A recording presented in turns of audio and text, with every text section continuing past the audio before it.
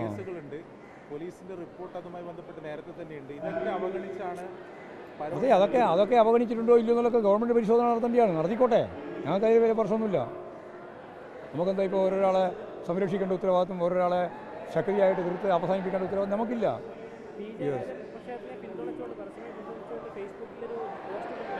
ഓ ആയിക്കോട്ടെ, അതൊരു മഹാപരാധമല്ല എന്നാണ് ഞാനിപ്പോൾ അപരാധമൊന്നും പറഞ്ഞിട്ടില്ല, മഹാപരാധമൊന്നും പറഞ്ഞിട്ടില്ല, അല്ലാന്നും പറഞ്ഞിട്ടില്ല. അല്ല, പാർട്ടിയുടെ നിലപാടാണ് ഞാൻ പറഞ്ഞല്ലോ, നമുക്കതിനകത്ത് ഇടപെടേണ്ട കാര്യമില്ല. അത് അപരാധമൊന്നും പറയുന്നില്ല, മഹാപരാധമൊന്നും പറയുന്നില്ല, ഒന്നും അതിനെപ്പറ്റി ഇപ്പോൾ കമൻറ്റിൻ്റെ മുമ്പിൽ നമ്മളില്ല. കാരണം കൃത്യമായിട്ട് നിലപാട് സ്വീകരിച്ചു പോകും. അത് ജയിലധികൃതരും ഗവൺമെൻറ്റും ഒക്കെ ചേർന്ന് നടത്തേണ്ടുന്ന കാര്യമാണ്.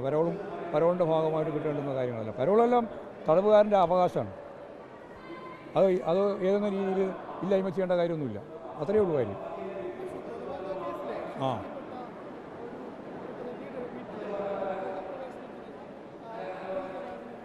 അതൊക്കെ സാമാന്യ മര്യാദയല്ലേന്ന്. ഏതെങ്കിലും നാട്ടിലൊരു കുടിയിൽ കഴിക്കുമ്പോൾ ആ കുടിയിൽ കഴിക്കുമ്പോൾ അത് ഇന്നാൾ പ്രതിയാണ്, മറ്റേ ഇന്നാൾ കോൺഗ്രസ്സാണ്, മാർക്സിസ്റ്റാണ്, BJP നോക്കിയാൽ പോലും അതൊക്കെ വലിയ പ്രശ്നം ഉണ്ടാക്കാൻ നോക്കണം. നിങ്ങളിങ്ങനെ ഓരോന്ന് കണ്ടുപിടിച്ചിട്ട് വാർത്ത ഉണ്ടാക്കിയിട്ട് കമ്മ്യൂണിസ്റ്റ് വിരുദ്ധത ഉണ്ടാക്കാൻ വേണ്ടി ശ്രമിച്ചുകൊണ്ടിരിക്കുക. അത്രയും കണ്ടാൽ മതി.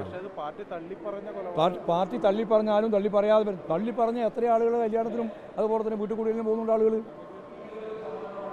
നിങ്ങൾ എന്തിൻ്റെ സൂക്കാടാ നിങ്ങൾക്കല്ലോ? നാട്ടിൽ ഏതെങ്കിലും ഒരു കുടിയിൽ നടക്കുന്നു, നാട്ടിലൊരു കല്യാണം നടക്കുന്നു, ആ കല്യാണത്തിൽ പോയി, ഈ കല്യാണത്തിൽ പങ്കെടുത്തു, അതിൻ്റെ ഭാഗമായിട്ട് പങ്കെടുത്തു, എന്താ നിങ്ങൾ ചോദിക്കുന്നതിൻ്റെ കാര്യം? നിങ്ങൾക്ക് ഈ മാധ്യമ പ്രവർത്തനം എന്ന് പറഞ്ഞാൽ ഇമാതിരി ജാള്യതയോടുകൂടി കാര്യങ്ങൾ കൈകാര്യം ചെയ്യുക. ഒരു മാന്യമര്യാദ വേണ്ടേ? ഒരു മാന്യത വേണ്ടേ ചോദ്യത്തിനും അതുപോലെ തന്നെ കാര്യങ്ങൾ അവതരിപ്പിക്കുമ്പോഴും? നാട്ടിൽ എന്തെല്ലാം പരിപാടികൾ നടക്കുന്നുണ്ട് ഇല്ലേ? ആ നടക്കുന്ന പരിപാടികളെല്ലാം സൗകര്യത്തിനനുസരിച്ച് ആളുകൾ പങ്കെടുക്കാതിരിക്കുകയും ചെയ്യുന്നുണ്ട്. അങ്ങനെ പങ്കെടുക്കുന്നതിൻ്റെ ഭാഗമായിട്ട് ആരെങ്കിലും കുറ്റപ്പെടുത്താൻ പറ്റുമോ? ഒരു പരിപാടി പങ്കെടുത്തു, ഒരാൾ കൊലക്കേസ് പ്രതിയായിപ്പോയി, ആ പ്രതിയുടെ വീട്ടിൽ കുടിയലിന് എല്ലാ കുടുംബങ്ങളെല്ലാം കൂടി ചേർന്നല്ലേ ആ കുടിയലിന് പങ്കെടുത്തു പോയി. അത് പങ്കെടുത്ത് പോയി എന്തായി മഹാപരാധം? നിങ്ങൾ അങ്ങനെയാണ് കൈകാര്യം ചെയ്യേണ്ടത്. പോസിറ്റീവായി ചിന്തിക്കണം. ഞാൻ ഇപ്പോൾ അവിടെ പറഞ്ഞിട്ടായിരുന്നു, എല്ലാം നെഗറ്റീവല്ല, എല്ലാം പോസിറ്റീവായി ചിന്തിക്കണം. എങ്കിൽ മാത്രമേ മനുഷ്യന് ജീവിച്ച് മുന്നോട്ട് പോകാൻ പറ്റുള്ളൂ. പോരെ, പുനരധിവാസം ശക്തിയായ രീതിയിൽ നടത്തും. ഇപ്പോൾ മന്ത്രിസഭാ തന്നെ തീരുമാനം കൃത്യമായിട്ട് എടുത്തു കഴിച്ചിട്ടുണ്ട്. അപ്പോൾ ലോകോത്തരമായ രീതിയിലുള്ള പുനരധിവാസമായിരിക്കും ചൂരൽമല ഉൾപ്പെടെയുള്ള പ്രദേശത്തുണ്ടായിട്ടുള്ള ഈ പ്രകൃതി ദുരന്തത്തിൻ്റെ ഭാഗമായിട്ടുള്ള തുടർന്ന നടപടി എന്ന രീതിയിൽ നമുക്ക് അഭിമാനത്തോടെ പറയാൻ കഴിയും.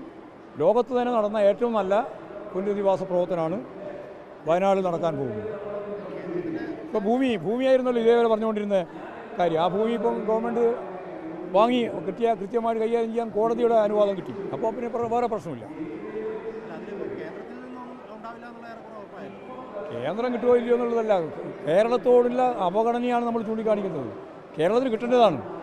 ഇനി കിട്ടിയാലും കിട്ടിയില്ലെങ്കിലും പുനരധിവാസം നടത്താതിരിക്കാൻ പറ്റില്ല. അതാണ് കാര്യം.